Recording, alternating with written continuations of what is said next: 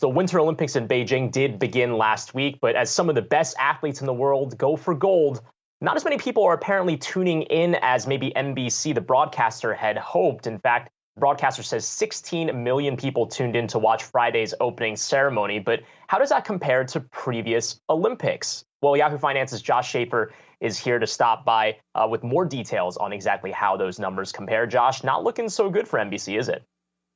Yeah, Brian, we'll start with those numbers you were just referencing right there. And I should mention NBC spent over $7 billion on these broadcasting rights. So it's a big investment for the company as a whole. So 16 million viewers for the opening ceremony. That's down 43% from 2018. Those Olympics in 2018 were in South Korea. So a pretty similar time change for the US, but down 43% from 2018 for the 2022 opening ceremony. And then if you take a look at the opening night, so that was last Thursday night. The events usually start a little bit before the actual ceremony. That had 7.7 million viewers, and that's down from 16 million viewers in 2018 and 20 million viewers in 2014. So a huge drop off for viewership. And there's really two big reasons why. There's a political reason, and then of course COVID-19 has still impacted pretty much everything. And so those two reasons combining have kind of given NBC a really tough time here.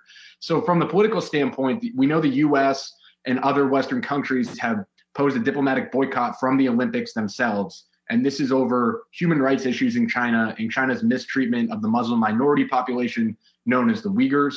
And so this is, the US has accused China of genocide and what they're committing in Western China. And so that's really something that we've seen in the past. It makes people not want to watch sports when there are political issues going on. People usually just step away from sports. Yahoo News did a survey back in 2021, and it said that 34.5%, so more than 1/3 of people, said that they stopped watching sports in 2020 and 2021 because of social justice and political issues.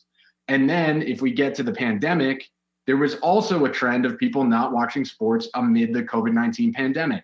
People just don't want to watch a sport with no fans, a sport where the athletes are wearing masks and the interviewers are wearing masks, and it just kind of reminds them of the life that they don't really like on the outside with what's happening with COVID-19. And that causes syndication issues. The Super Bowl last year, I should point out kind of our reasoning for knowing that COVID-19 impacts sports. The Super Bowl last year was the least watched Super Bowl in 15 years. And we know people normally like to watch the NFL.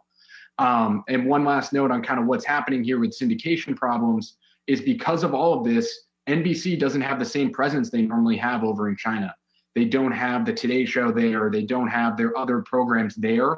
And so we're not seeing the normal audience be brought into the sports audience, and it's leading to less numbers for NBC.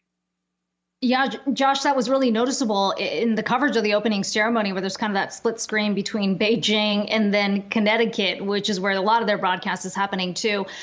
Thinking back to last year during the Tokyo Olympics, that was supposed to kind of be the big launch or push for Peacock. And we talked about this in the lead up to the Olympics, you know, how helpful the Olympics have actually been to Peacock getting those numbers up. Did we get any additional numbers from the weekend about whether, in fact, they're seeing subscribers migrate over to try and check out the programming that NBC has put for the Olympics on the streaming platform?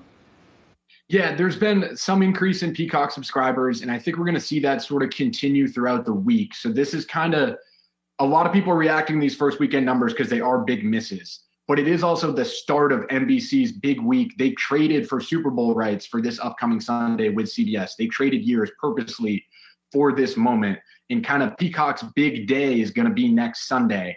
NBC is going to stream about 18 hours straight of Olympics content into Super Bowl content, then back into Olympics content. So I think that's where we're going to see, did people use Peacock? Did people download Peacock to go all in on a giant sports day on a Sunday? So we're really kind of looking for those numbers, I think, Akiko, next Monday, next Tuesday.